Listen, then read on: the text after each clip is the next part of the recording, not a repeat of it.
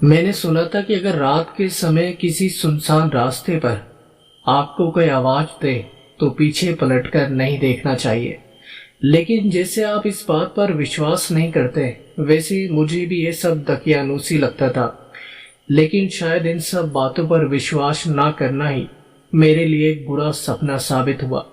बस फर्क इतना है कि बुरे सपने नींद के बाद टूट जाते हैं, लेकिन ये बुरा सपना तो अब तक मेरे साथ ही चल रहा है। मेरी बेस्ट फ्रेंड की शादी थी और हम सभी दोस्त उसकी शादी में जाने के लिए तैयार थे। नीतू और मेरी पहचान कॉलेज के समय हुई थी। वो उत्तरांचल के एक छोटे से गांव से संबंध रखती थी और पढ़ाई के सिलसिले में दिल्ली आई थी।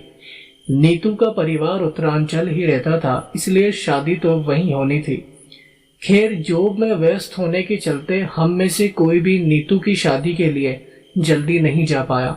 शादी के 2 दिन पहले ही हम सभी कॉलेज के दोस्तों ने एक मिनी बस की और शाम के समय ही निकल पड़े उत्तरांचल की तरफ। रात के करीब 10 बजे होंगे कि सभी को जोरों की भूख लगने लगी। रास्ते में कोई अच्छी जगह ना मिल पाने के कारण हमने थोड़ा और दूर जाकर खाने की सोची। 12 बजे के आसपास हमें एक जगह दिखाई दी जहां हम सभी खाने के लिए बैठ गए। खाना खाकर कुछ दूर ही चले थे कि हमारी बस भी खराब हो गई, और वो भी ऐसी जगह जहां पर आसपास सिवाय अंधेरे के और कुछ नजर नहीं आ रहा था। मैं और मेरी एक दोस्त फोटोग्राफ्स खिंचवाने के लिए चल दिए। रात का समय था, बाहर का ठंडा मौसम बहुत अच्छा था, तो हमने सोचा कि एक जगह खड़े होने से बेहतर है कि आगे ही चला जाए। गाड़ी तो ठीक होने में वैसे भी समय लगेगा। मेरी दोस्त और मैं कुछ दूर ही चले थे, लेकिन वहां इतना घना अंधेरा था कि हमें पीछे का कुछ नजर नहीं आ रहा था। अचानक मुझे ऐसे लगा जैसे कोई मुझे आवाज दे रहा है। पहले तो मुझे लगा कि गलत फहमी हुई है और हम दोनों फिर से फोटोग्राफ्स खिंचवाने में व्यस्त हो गए। लेकिन कुछ ही देर बाद मुझे ऐसे लगा कि फिर से किसी ने मेरे कान में मेरा नाम पुकारा है। मैं पहले तो डरी, लेकिन अपनी दोस्त को इस बारे में कुछ भी नहीं बताया। लेकिन जैसे ही मैं आगे बढ़ी, किसी ने बहुत तेज से मेरा नाम पुकारा। लेकिन जब मैंने अपनी दोस्त से पूछा कि उसने मेरा नाम सुना, तो उसने मना कर दिया और ये भी कहा कि अगर तुझे कुछ सुनाई दे भी रहा है तो भी तू पीछे मुड़कर मत देखना, क्योंकि कुछ बुरी आत्माएं पीछे पड़ जाती है। मैंने उसकी बात को मजाक में टाल दिया और ये कहते हुए मना कर दिया कि अरे हो सकता है कि किसी को हमारी मदद चाहिए हो।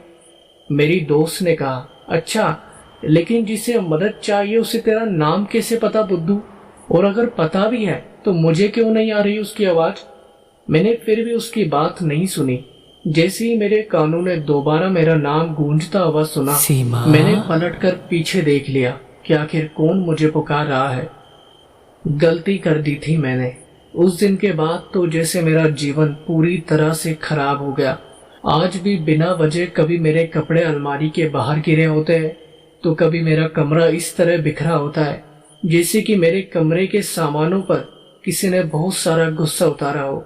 अब दिन को जब भी मैं सोकर उठती हूँ तो मेरे चेहरों पर लकीरों के निशान पड़े होते हैं। तो कभी रात के समय ऐसा लगता है जैसे कोई रो रहा है मेरे पास बैठकर।